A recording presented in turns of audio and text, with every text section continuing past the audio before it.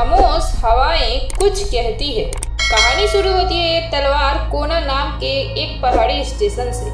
यहाँ सैलानी आते हैं शांति के लिए, लेकिन एक कोना ऐसा है जहाँ हवा हमेशा चलती है और वह भी फुसफुसाते हुए। लोग कहते हैं कि उस कोने की हवा किसी की आवाज लेकर चलती है।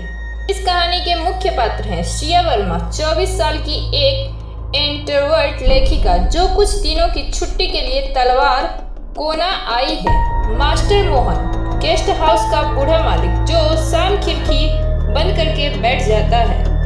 अयान, सिया का दोस्त और प्राकृतिक फोटोग्राफर। सिया गेस्ट हाउस में रुकती है। पहले दिन सब सामान्य लगता है, लेकिन जैसे जैसे रातें गहराने लगती है वो सुनने लगती है हवा में फुसफुसाते कोई नाम पुकार रहा होता है। मीरा, मीरा।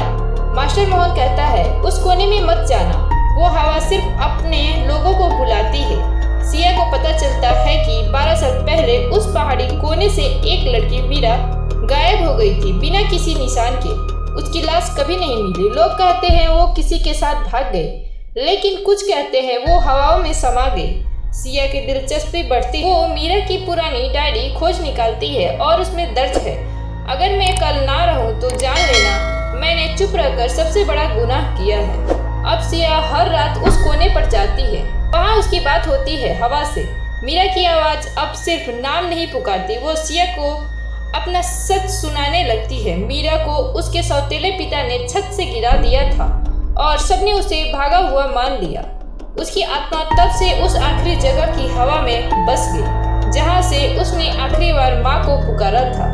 जैसे जैसे सिया उसकी सच्चाई को उजागर करने लगती है, गांव के कुछ लोग उसे रोकना चाहते हैं। जो बीत गया उसे मत छेड़ो, लेकिन सिया हार नहीं मानती।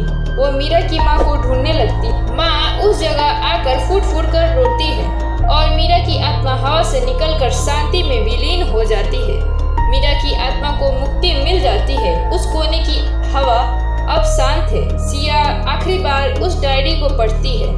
अब कोई और लड़की चुप न रहे, क्योंकि खामोश हवाएं भी चीख बन जाती है।